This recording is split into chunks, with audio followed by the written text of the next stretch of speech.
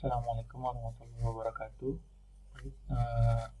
Pada video kali ini saya akan menjelaskan bagaimana cara menginstalasi Linux di dalam VirtualBox.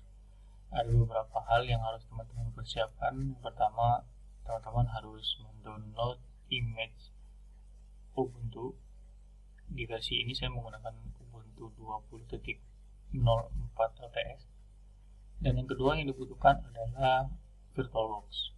Nah, pertama kita coba cari dulu di Google dengan cara mengetikkan download Ubuntu 20.04 LTS ISO. Nah, di beberapa tempat saya mendownloadnya di Kambing UI. Nanti download yang bagian 64 bit AMD desktop, kemudian silakan di download di area-area tertentu, diunduh. Setelah di save nanti kita tunggu beberapa saat, karena filenya juga agak lumayan, sekitar beberapa giga. Kita cukup tunggu saja sampai dengan proses downloadnya selesai. Jika sudah selesai, berikutnya teman-teman bisa mendownload VirtualBox. Tunggu sampai proses downloadnya selesai. Downloadnya untuk yang bagian Windows, ketika sudah di save, tinggal kita tunggu saja sampai proses downloadnya selesai.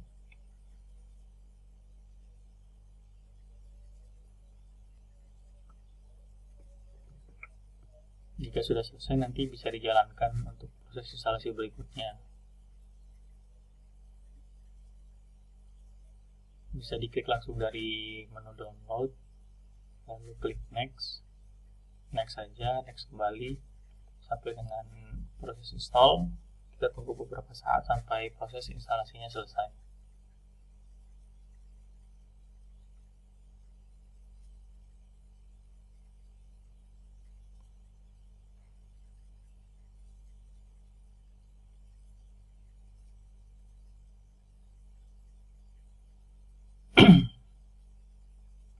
Nah, ini juga diinstal. Itu merupakan beberapa kebutuhan yang diperlukan oleh VirtualBox.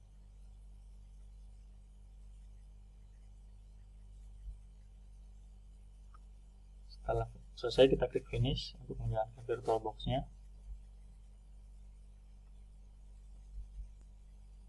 Nah, proses berikutnya adalah kita akan membuat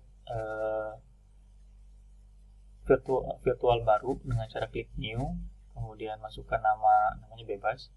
Di sini contohnya saya memberikan nama Ubuntu 20.04 LTS. Lalu pilih lokasinya di mana saja, kemudian untuk tipenya Ubuntu dan versinya yang 64 bit.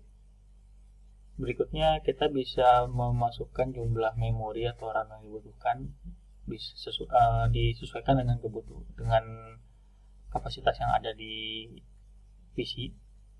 Jangan sampai melewati batas maksimal, dan kalau bisa ya setengah dari PC yang dimiliki, RAM yang dimiliki. Kalau RAM yang dimilikinya 8 GB, maka kita bisa masukkan 4 GB. Nah, kemudian klik yang buat. Saya pakai bahasa Inggris. Nah, di sini ada perbedaan tipe dari harddisknya. Jika VDI itu fungsinya sama seperti SSD, jadi prosesnya lebih cepat untuk read dan write. Kemudian VHD-nya, kalau VHD sama seperti HD biasa yang ada harddisk, sedangkan VMDK itu jika kita menggunakan external harddisk sebagai penyimpanan virtual box ini. Dan di sini karena saya menggunakan yang internal dan menggunakan SSD, saya menggunakan VDI. Tinggal klik next. Kemudian untuk size-nya kita dinamis. Di sini saya memasukkan sekitar 40 GB. 40 GB saja. Nanti kalau untuk teman-teman boleh disesuaikan dengan keinginan. Klik buat. Nah, secara otomatis akan dibuatkan sebuah virtual baru. Berikutnya adalah kita membuat pengaturan setting agar kita bisa melakukan instalasi dari ISO tadi. Pertama kita perlu memasukkan ISO di dalam penyimpanan atau disk, lalu pilih yang sebuah virtual image, kemudian pilih yang ISO yang sudah kita download, lalu klik OK. Jangan lupa berikutnya diubah urutan bootingnya. Urutan bootingnya ada pada sistem, kemudian di bagian order disknya objeknya dinaikin ke atas, harddisknya juga dinaikin ke atas. Nah, setelah OK, kita klik OK saja. Nah, opsional teman-teman, kalau teman-teman ingin menambahkan prosesornya yang defaultnya 1, kalau ingin jadikan 4 silahkan, bisa ditambahkan. Berikutnya juga untuk USB, jika ingin ditambahkan juga boleh, silahkan diklik add, kemudian pilih USB yang terbaca di VirtualBox. Dan jika sudah, kita tinggal klik start. Kita tunggu beberapa saat hingga proses bootingnya selesai. Nah, di sini kita ada notifikasi menggunakan booting dari yang mana. Untuk VirtualBox, teman-teman bisa mengaktifkan integrasi mouse. Nah, kalau tidak, maka akan muncul notifikasi seperti tadi. Itu informasi bahwa kita belum melakukan integrasi mouse.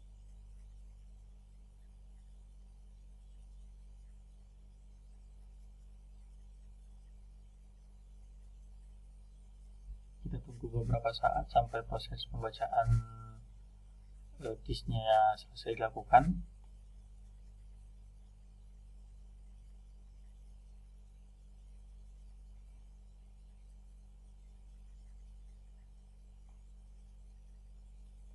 Nah, ini kembali muncul jika kita klik di area VirtualBox dan kita belum melakukan integrasi mouse, maka akan muncul seperti tadi.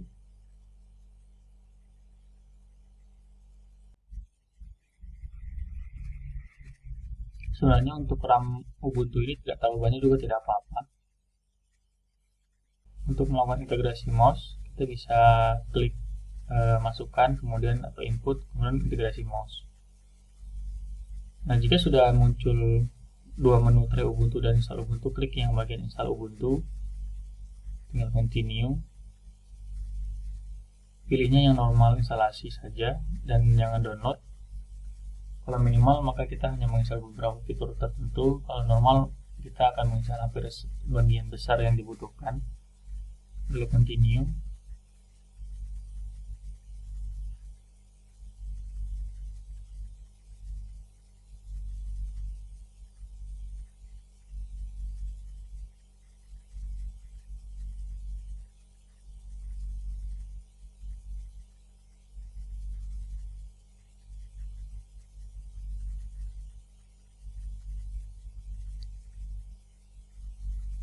Nah, berikutnya ada installation type. Di sini ada dua tipe instalasi, ada erase and install Ubuntu dan something else.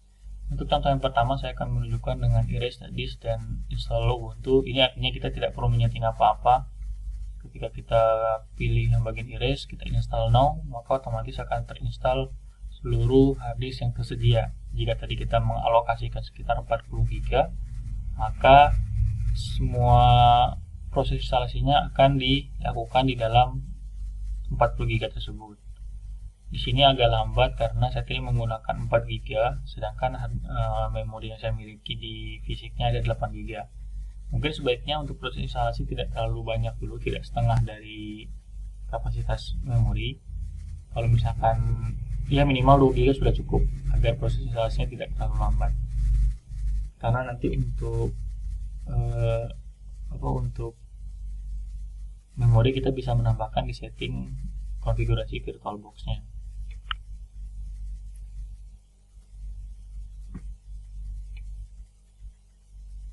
Ini untuk tahap yang pertama, instalasinya dengan erase disk dan install Ubuntu. Kemudian notifikasi, tinggal klik continue saja.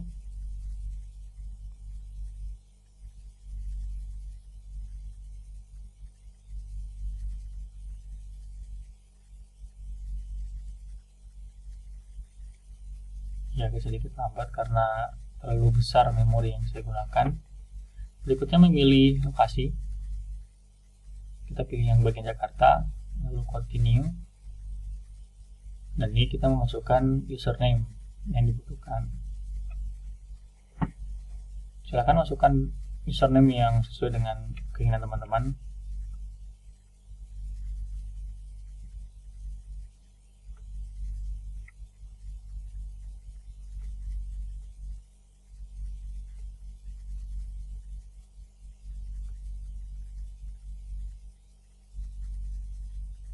Jika sudah, tinggal klik continue, maka proses instalasinya akan dimulai. Nah, berikutnya untuk yang kedua, di sini menggunakan something else. Jadi teman-teman boleh menggunakan yang erase disk, boleh menggunakan something else. Kapan kita bisa menggunakan yang erase disk, kapan kita menggunakan something else? Jika teman-teman memiliki hard disk yang dialokasikan, maka kita sebaiknya menggunakan something else. Karena kita bisa mengatur size swap dan size rootnya. Pertama kita buat new partition table, kemudian nanti sampai ada tulisan free space. Yang pertama dilakukan adalah kita membuat swap. Nah, swap ini sebenarnya bersama seperti memori virtual. Kita bisa membuat jumlahnya 2 kali lipat dari jumlah memori yang dimiliki. Kalau tadi saya mengalokasikan 4 GB sebagai memorinya, maka saya membuat size swapnya ini sekitar 8000 MB atau 8 GB.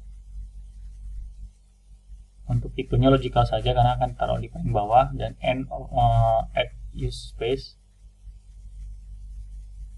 Yang paling penting ada itu adalah swap dan root.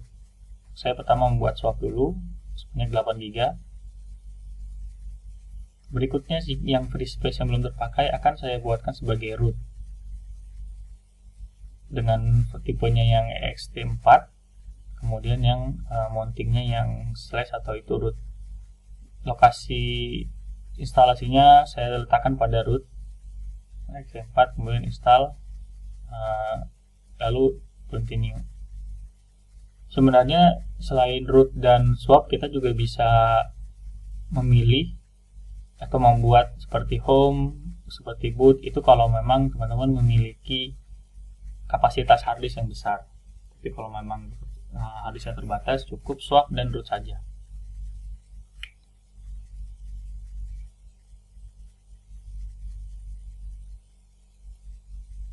Jika kita lanjutkan setelah proses input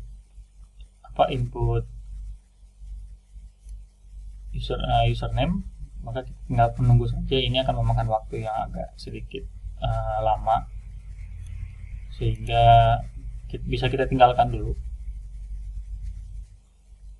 Bisa kita tinggalkan.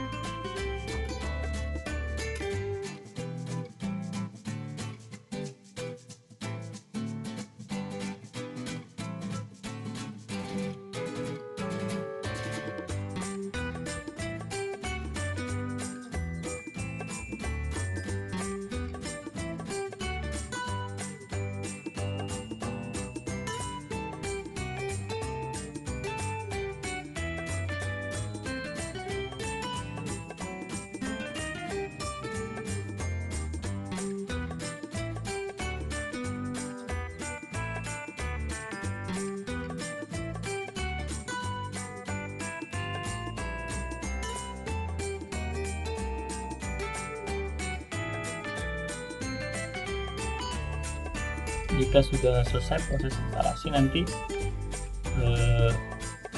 akan ada pesan bahwa instalasi berhasil dan kita diminta untuk melakukan restart. Nah, kita instalasi complete, kemudian kita klik restart now. Maka kita tunggu beberapa saat, nanti si Ubuntu yang telah kita install ini akan melakukan restart. Klik enter. Nah, ini dia akan melakukan restart terlebih dahulu, dan dia akan booting langsung ke dalam Ubuntu yang sudah kita install sebelumnya.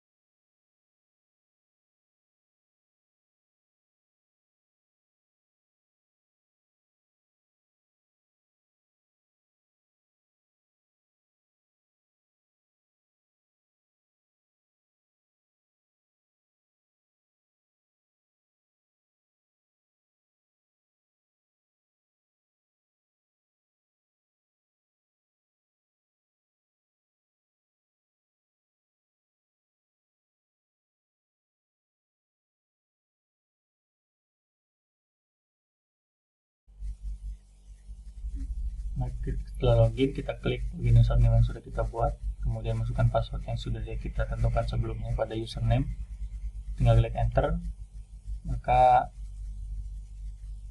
jika sesuai semuanya, maka akan login dan masuk ke dalam Windows, ke dalam halaman utama dari Linux. Masuk, maka nanti akan ada ya notifikasi, kita bisa skip saja seperti ini, online account. Kemudian kita live page-nya kita next saja, kita tidak perlu setting-setting yang lain, ini juga cukup, kita next. Kita pilih no. Kemudian kita next lagi sampai dengan done. Jika sudah selesai, maka proses instalasi sudah berhasil, sehingga nanti kita bisa menggunakan Ubuntu ini sebagai media pembelajaran berikutnya. Itu saja sedikit penjelasan terkait dengan instalasi Linux. Kurang lebihnya mohon maaf. Assalamualaikum warahmatullahi wabarakatuh.